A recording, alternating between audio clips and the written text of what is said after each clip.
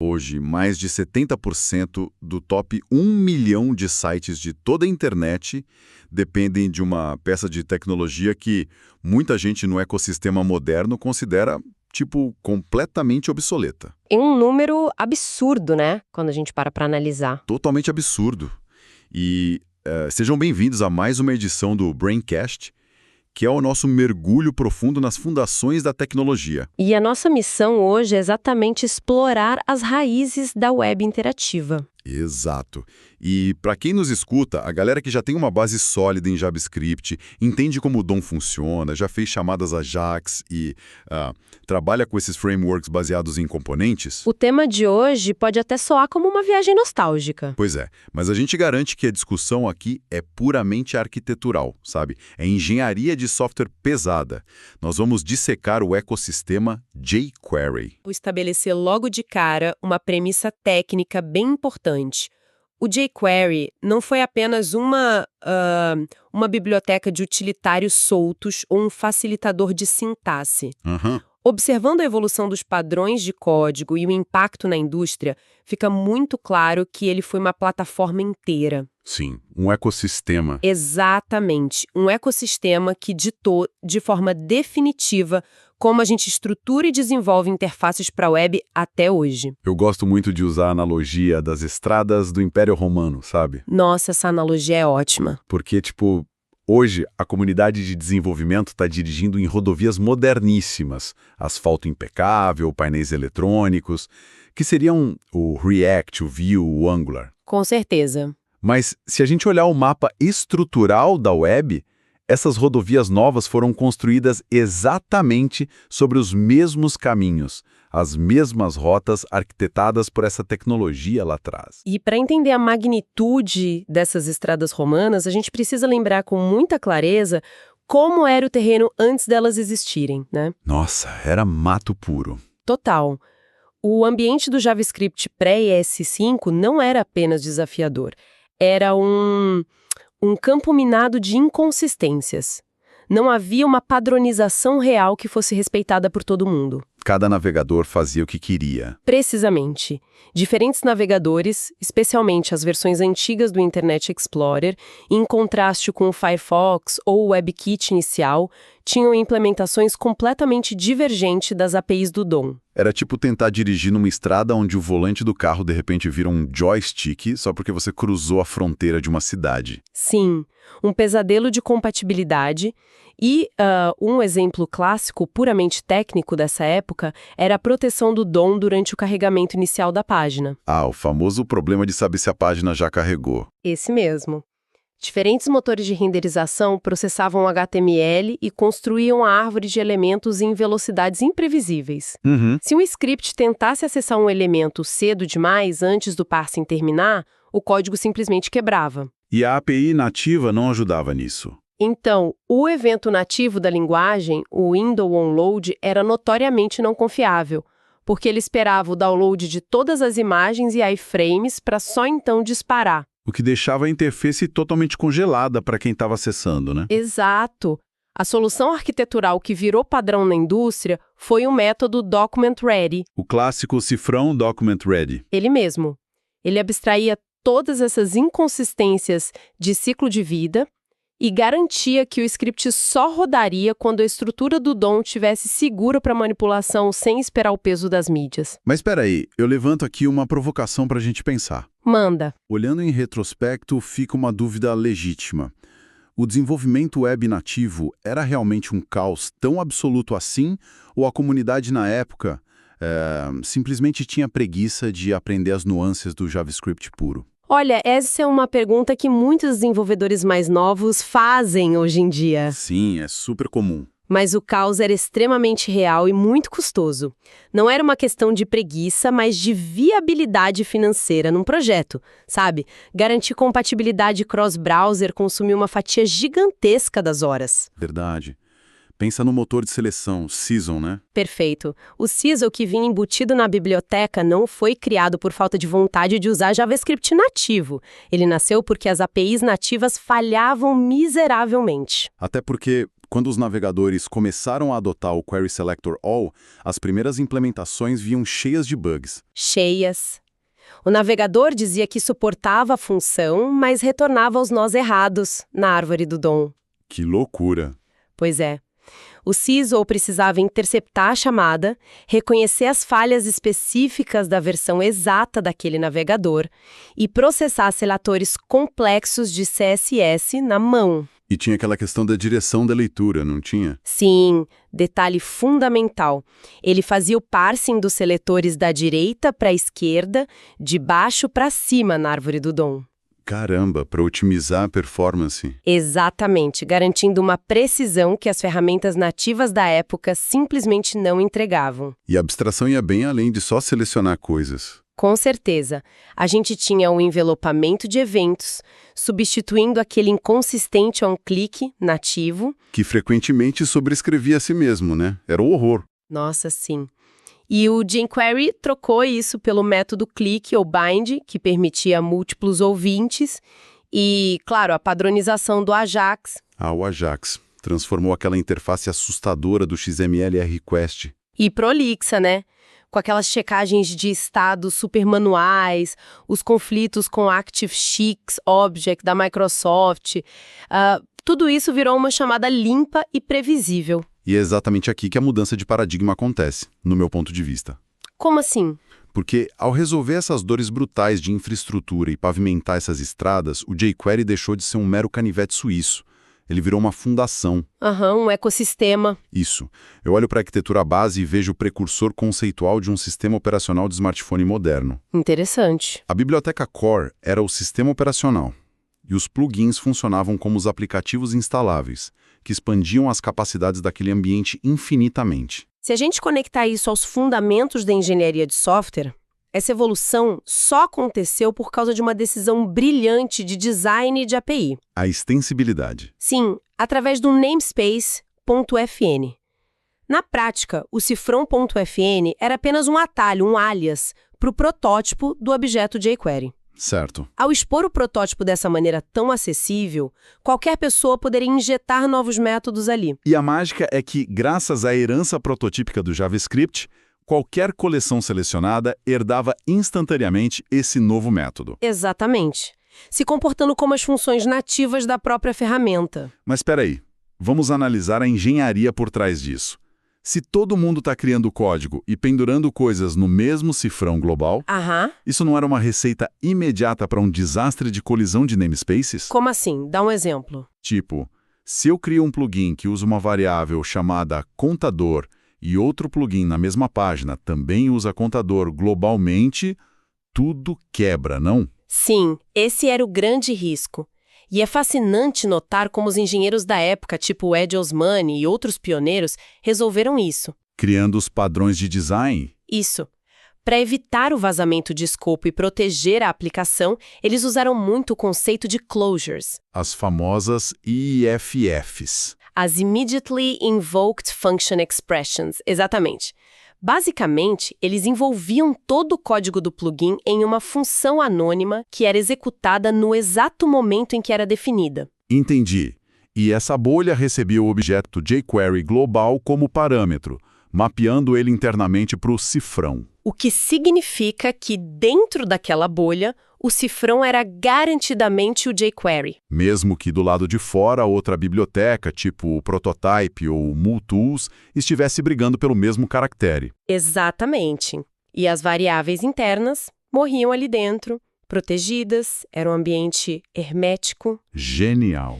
E outro pilar vital dessa arquitetura era o conceito de chainability, o encadeamento. Que é a regra de ouro, né? Retornar o próprio objeto no final. Isso, retornar o this, o que permitia aquela fluidez clássica. Na mesma linha de código, a pessoa selecionava um elemento, instanciava um plugin, alterava uma propriedade CSS e ainda engatilhava uma animação. Tudo em sequência, a legibilidade dava um salto gigantesco. E pesquisando os padrões de design dessa era, fica muito clara a divisão de complexidade. Tinha o padrão lightweight, por exemplo. Que era focado em utilitários mais simples, certo? Exato. Ele protegia o escopo, fundia as opções padrão com as configuradas via extend e aplicava um comportamento. Mas a web estava escalando muito rápido. Sim, um carrossel de imagens simples era uma coisa, mas logo a indústria começou a exigir interfaces pesadas. Softwares corporativos mesmo rodando no navegador. E para suprir isso, a engenharia deu um passo além com o jQuery Widget Factory. Ah, esse foi um divisor de águas. Total. Ele introduziu a arquitetura de componentes com estado, os stateful plugins. Porque antes você aplicava um comportamento e era um disparo único, né? Acabou. Exato. Com o Widget Factory, você inicializava um componente complexo e depois de horas de uso, podia acessar ele de novo e alterar propriedades em tempo de execução. Ele encapsulava métodos públicos e privados, Fornecia callbacks de ciclo de vida e ainda gerenciava a destruição do componente para evitar gargalos de memória. e foi essa facilidade de injetar métodos potentes que fez a comunidade parar de fazer só modais simples e começar a construir interfaces monstruosas. A ferramenta deixou de ser sobre manipular nós do DOM. Ela assumiu a responsabilidade de um framework modular de verdade. Pega o Select 2, por exemplo. Nossa, o Select 2 é um ótimo exemplo. Não era só para deixar um select bonitinho. Não mesmo.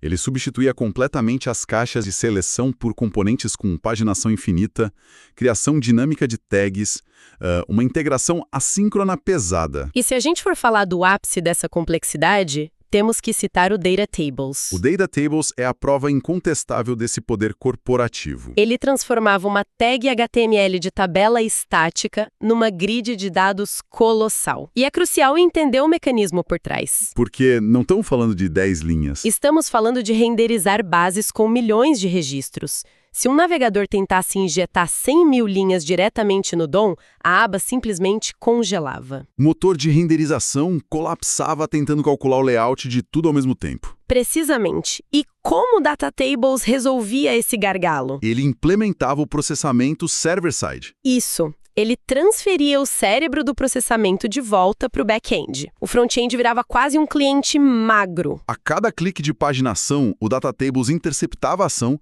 impedia o comportamento padrão e enviava um payload JSON via Ajax para o servidor. Contendo parâmetros como draw, start e length para sincronizar as requisições e o limite de linhas. E aí o banco de dados executava a query otimizada, o servidor empacotava as 20 linhas necessárias e devolvia. E o plugin desenhava só o que era estritamente visível na tela. Isso viabilizava portais gigantescos com uma performance altíssima. Era a ilusão de uma tabela de milhões de linhas tendo só umas dezenas no DOM. E para orquestrar todas essas partes complexas da interface se atualizando simultaneamente, a galera adotou o padrão PubSub, o Publish and Subscribe. Cara, esse ponto é fantástico. Explica para o pessoal como funcionava na prática. Imagina que um sistema atualiza o carrinho de compras. O contador lá no topo e a lista de recomendados precisam saber dessa ação. Certo? Mas sem que o código do carrinho precise estar acoplado ao código do cabeçalho. Então eles usavam os próprios métodos nativos da biblioteca, tipo bind para escutar e trigger para anunciar eventos customizados. A interface trocava mensagens de forma totalmente desacoplada. Era gerenciamento de estado global na prática, muito antes do Redux sonhar em existir. Foi essa infraestrutura não oficial que viabilizou o boom das aplicações dinâmicas dentro de grandes corporações. O back-end era o rei, escrito em PHP, Java, .NET. E precisava se comunicar com clientes cada vez mais exigentes. A estabilidade dessas requisições abstraídas era a ponte perfeita. Só que, como o DOM era manipulado com tanta facilidade, a gente chegou num teto arquitetural. O DOM tinha se tornado banco de dados do front-end. Essa é a definição perfeita do problema. A verdade da aplicação não existia numa estrutura separada na memória. Para saber se um usuário estava ativo, o script tinha que ler um atributo data oculto numa div. Ou extrair o texto de um parágrafo. E conforme a web caminhou para as Single Page Applications, as SPAs, manter a sincronia entre a interface e a lógica de negócio sem uma gestão centralizada de estado virou um inferno. O código virava um espaguete, o que nos leva ao inevitável choque de paradigmas quando o React entrou em cena. E o choque foi profundo porque a filosofia era o extremo oposto. O React trouxe o Virtual DOM, que é uma representação em memória de como a interface deve ser. Ele calcula as diferenças e aplica só o necessário no DOM real. O que gera aquela analogia perfeita de dois chefes operando na mesma cozinha, né? Como assim? O React acha que é o chefe principal, com a própria receita dele, o Virtual DOM. Ele sabe onde cada ingrediente deveria estar. Aham. Mas, no mesmo ambiente, um plugin complexo em jQuery está operando como um chefe secreto, modificando os ingredientes na bancada do DOM real, sem avisar ninguém. E aí, quando o React tenta atualizar a página e vê que os elementos na tela não batem com a memória dele, Ele entra em pânico. ele perde a referência, não consegue reconciliar as diferenças e a aplicação simplesmente quebra. O React exige ser a única fonte de verdade. Mas nenhuma empresa ia jogar fora componentes corporativos altamente testados da noite para o dia. Então a comunidade teve que inventar técnicas de coexistência. Os wrappers, os encapsulamentos. A engenharia por trás disso é muito curiosa. Como o React odeia que toquem no DOM dele, a solução era renderizar uma tag div completamente vazia dentro do componente React. Porque uma div vazia sem filhos não dá motivos para o React tentar re-renderizar o interior dela. Exato. O React olha para a div vazia e deixa ela em paz. E aí, aproveitando o ciclo de vida do React, especificamente o componente did-mount, a aplicação dava o sinal verde para a biblioteca Legacy, assumir o controle total e injetar a interface ali. Mas o detalhe arquitetural mais crítico não era montar, era destruir. A limpeza da memória no componente umount. Isso. Se o React destruísse aquela div, os callbacks que o plugin atrelou globalmente continuariam rodando em background. Tentando acessar elementos que nem existiam mais, criando vazamentos de memória massivos. Ter que microgerenciar essa manipulação manual dentro de um ecossistema declarativo foi o que pavimentou o declínio do jQuery para novos projetos. E é aí que chegamos ao ponto cego de muitas análises de hoje. A galera afirma categoricamente que a tecnologia morreu. Mas os levantamentos robustos de uso mostram outra história. Uma presença maciça em 3/4 da web não é um atestado de óbito. Tem uma diferença gigantesca entre não ser o padrão adotado para novos projetos baseados em SPA e deixar de existir. O peso dessa tecnologia no legado Enterprise é incomensurável. Ferramentas internas, portais administrativos, o ecossistema do WordPress. Toda essa malha depende intimamente dessa estabilidade. E, por outro lado, vemos o fenômeno da absorção nativa. Sim, com a S6 sendo suportado por praticamente todos os navegadores, as necessidades utilitárias migraram para o JavaScript puro, o Vanilla. O que é o fluxo mais saudável possível, né? Totalmente. A linguagem evoluiu para tornar as dependências redundantes. Hoje, o Query Selector All faz o trabalho de selecionar nós com alta performance. O FET assumiu o lugar do $.ajax com promises nativas super elegantes. E as manipulações de CSS operam via .styre ou ClassList direto no elemento. É evolução natural. E chegando até esse ponto da nossa análise, é importante destilar o que realmente importa. O Braincast não está aqui para listar métodos descontinuados. O objetivo é extrair as lições de engenharia de software que ficam para a história. E a primeira grande lição é o poder da ergonomia. A escolha de um único caractere reservado, o cifrão, reduziu drasticamente o atrito cognitivo. A simplicidade de uma API muitas vezes vence o purismo arquitetural. Concordo plenamente. Outra lição é que o design de ecossistemas importa incomparavelmente mais do que a capacidade de uma ferramenta isolada. O sucesso foi definido pela facilidade com que a comunidade global criava e compartilhava extensões. A arquitetura deu o chassi, mas a comunidade construiu o carro inteiro. E é fascinante notar como padrões vitais nascem da dor prática nas trincheiras, muito antes de serem formalizados. Exemplo perfeito é a exploração de módulos estruturados. Os engenheiros precisavam carregar componentes assincronamente sem travar a página. Eles inventaram padrões como AMD, CommonJS, ferramentas como Require.js, porque o JavaScript não tinha um sistema de módulos. Todo esse sofrimento pavimentou a base do que hoje a gente usa confortavelmente com os módulos nativos do S6. E o maior testamento do impacto de uma tecnologia é quando ela força a fundação a se adaptar. O CISL provou como a seleção de elementos via CSS deveria funcionar. Foi tão inegável que pressionou o W3C a internalizar a lógica e criar a Selectors API oficial. A inovação foi absorvida pela plataforma web. Estudar essa arquitetura antiga não é perder tempo com código legado. É compreender a anatomia e os alicerces de como o front-end moderno, reativo e componentizado foi forjado. Cada ciclo virtual carrega o DNA desses problemas antigos. Essa compreensão profunda é o que separa um profissional que só copia e cola ferramentas de terceiros de um verdadeiro engenheiro de software. Uma perspectiva que muda o jeito de olhar para o código diário. Mas antes de a gente finalizar, tem um fenômeno bem específico rolando na indústria hoje que deixa essa conversa quase irônica. Ah, a questão da performance, né? Isso. A reflexão perfeita para fechar. A gente passou a última década apostando em SPAs, jogando peso monumental de processar todo o estado e rotas nos ombros dos navegadores. E a indústria percebeu que isso engordou demais a web, deixando tudo lento. Exato. Então agora a busca é por server-side rendering de novo, gerar o HTML limpo lá no servidor e entregar para melhorar o carregamento. E o ciclo da história mostra seu senso de humor.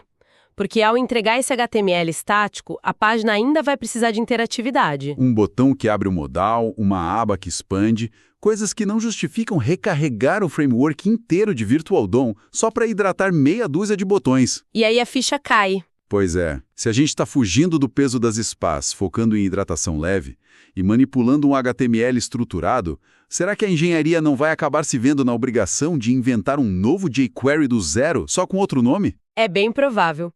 O asfalto muda, as placas mudam, mas as rodovias romanas continuam lá, esperando a próxima geração redescobrir. Fica aí essa reflexão para testar os limites do que a gente está construindo hoje. Até o nosso próximo mergulho profundo no Brincast.